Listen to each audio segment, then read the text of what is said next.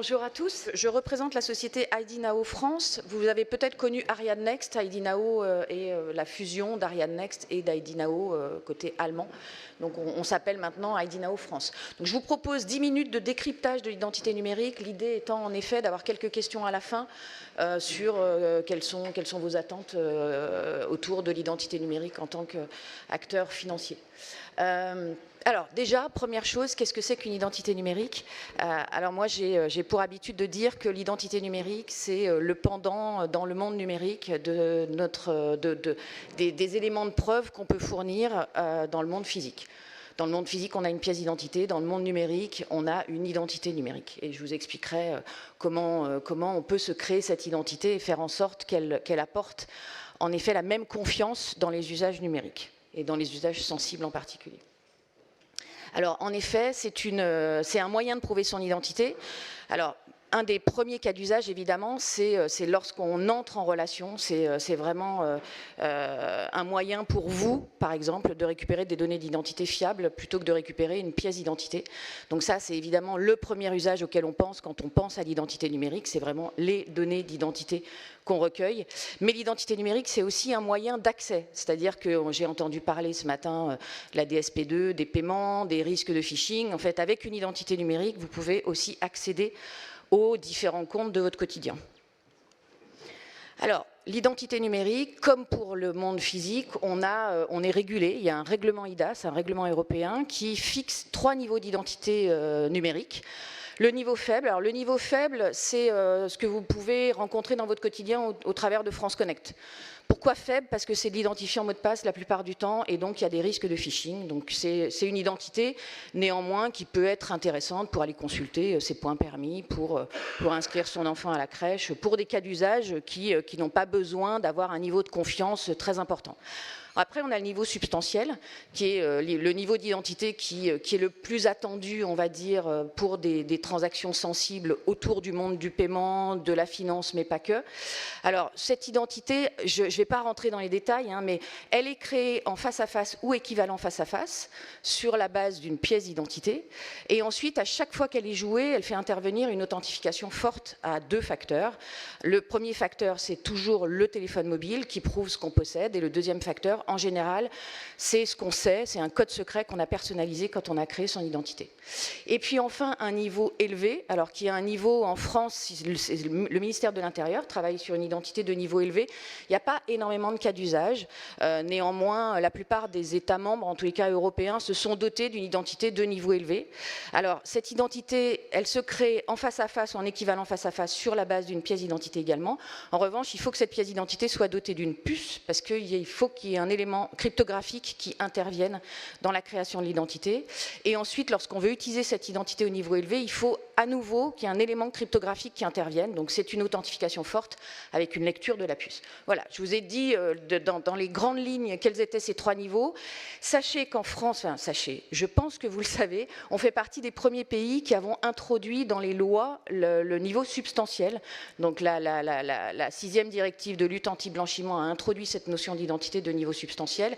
Et donc aujourd'hui en France, quand on fait une entrée en relation à distance, on peut n'avoir qu'une seule mesure qui est l'identité de niveau substantiel et ne pas avoir du tout à appliquer des mesures de vigilance complémentaires. C'est important parce que c'est vrai que c'est en ayant de plus en plus comme ça de lois que ces identités numériques vont se déployer et avoir une vraie valeur dans nos usages digitaux.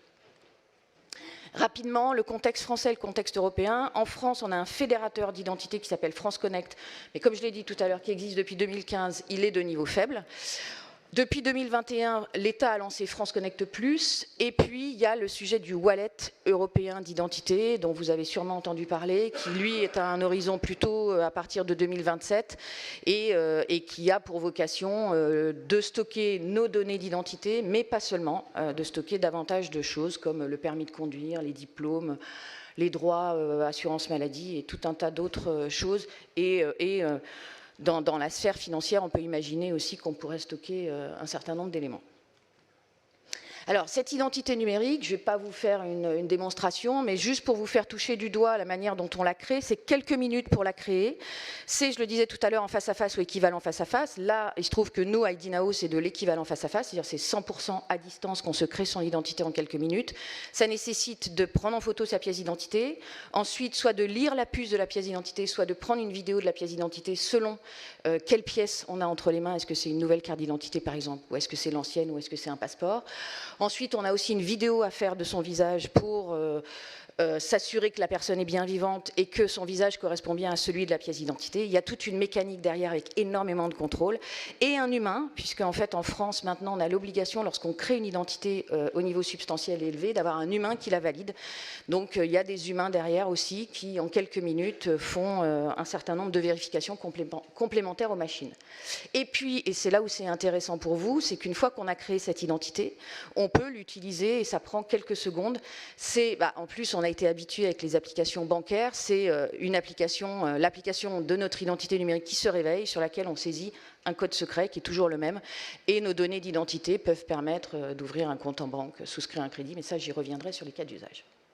Justement, pardon, je ne pensais pas que c'était aussi rapide que ça. Donc cette identité numérique, on a essayé d'extraire les cas d'usage qu'on peut rencontrer dans la vie avec notre banque. Il faut l'imaginer partout, en fait.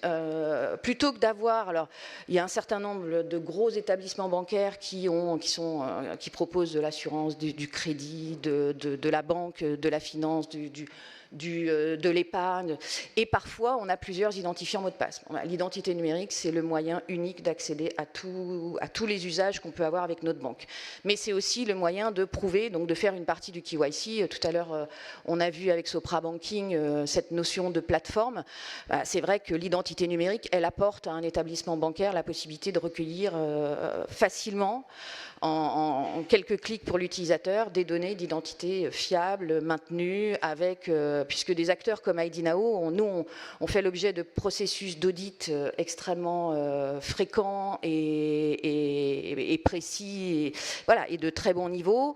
Donc j'ai tendance à dire, appuyez-vous sur des acteurs comme nous, dont c'est le métier, et qui facilitent grandement en fait, une partie de ce que vous avez à faire dans votre métier, mais qui n'est pas le cœur de votre métier, finalement, l'identité numérique.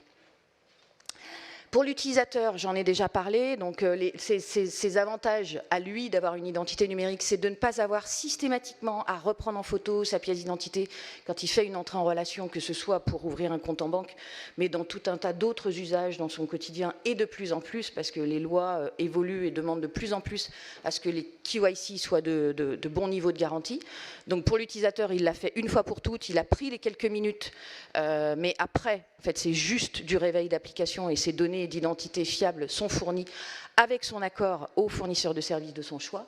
Il n'a plus besoin de mémoriser X identifiant mot de passe, c'est ce que je disais tout à l'heure, et ce n'est pas seulement auprès de sa banque, en fait, c'est dans son quotidien globalement. Aujourd'hui, on n'ose même plus afficher le nombre d'identifiants de mots de passe qu'on a dans notre quotidien, mais c'est énorme. Avec l'identité numérique, c'est l'avantage de ne plus avoir à les mémoriser ou à les noter ou à les faire stocker dans le navigateur. C'est notre identité qui permet de s'authentifier, et en plus avec une authentification forte, ce qui réduit grandement, en particulier, les risques de phishing dont vous êtes en particulier les grandes cibles. Un meilleur contrôle de ses données personnelles, parce qu'en fait l'identité numérique, c'est vraiment l'utilisateur qui dit s'il veut ou non fournir ses données d'identité, et seules sont fournies les données nécessaires au service. Aujourd'hui, quand on fait une copie de sa pièce d'identité pour prouver son âge, par exemple, on donne toutes nos données d'identité. Avec l'identité numérique, on ne fournit que les données qui sont nécessaires au service, et après, avec l'application du RGPD, c'est le principe de minimisation. Donc ça, c'est vraiment aussi une avancée dans la maîtrise de ces données, et une facilité au quotidien. Ça, c'est ce que je viens de vous expliquer, je n'y reviens pas. Et pour vous, donc fournisseurs de services, c'est une confiance renforcée dans les parcours d'authentification, en tout cas ceux pour lesquels vous n'avez pas encore mis d'authentification forte, et il en reste. Donc en fait, assez naturellement, ça vous apporte non seulement une simplicité pour l'utilisateur, mais une authentification forte native grâce à l'identité. Réduction des coûts et actions en back-office, en fait, il n'y a plus de traitement de pièces d'identité en back-office. Donc, tous ces traitements-là, vous n'avez plus à les faire et vous avez des données qui sont tout de suite de niveau substantiel. Donc, elles sont autosuffisantes. Et ça, c'est la CPR qui le dit. Hein, donc ça vous enlève, en tous les cas, ces contrôles en back-office. Tout ça s'articule évidemment avec les solutions actuelles parce que vous avez tous déjà intégré des solutions de vérification d'identité ou de vérification de pièces d'identité de notre société IDNAO ou d'autres sociétés. Évidemment que le temps qu'on soit tous dotés d'une identité numérique de niveau substantiel, il faudra un certain nombre d'années ou de mois, mais bon, il faut plutôt être réaliste, ça sera un certain nombre d'années. En attendant, évidemment que l'identité numérique cohabite avec les solutions existantes. L'idée, c'est pas du tout, sauf ce qu'a fait le compte formation, où c'est uniquement du France Connect Plus pour y accéder, mais parce qu'il y avait des taux de fraude énormes. Sinon, il faut plutôt voir ça comme un complément aux solutions que vous avez. Taux de transformation amélioré, assez naturellement, comme c'est ultra simple d'utiliser son identité numérique, il n'y a plus de friction à cette partie, en tous les cas, de l'entrée en relation. Fidélisation, parce que en fait, cette identité numérique, elle permet de s'authentifier facilement. Donc pour un site j'ai tendance moi à parler du crédit consommation parce que c'est un peu ce que j'ai en tête moi par rapport à mes usages. Quand je souscris un crédit consommation, ensuite je n'accède plus jamais au self-care du crédit consommation parce que j'ai évidemment oublié mes identifiants mots de passe. Donc ça peut être aussi un moyen de mieux fidéliser sur des usages qui ne sont pas l'usage du compte courant où on va régulièrement et où là on ne perd pas son mot de passe, mais sur des usages où on ne va pas fréquemment, voire jamais. Et puis la réduction de la fraude, évidemment, puisque en fait, vous récupérez des données d'identité qui ont été vérifiées par des spécialistes de la vérification d'identité. Et donc forcément, les taux de fraude baissent, les taux d'usurpation d'identité. Merci.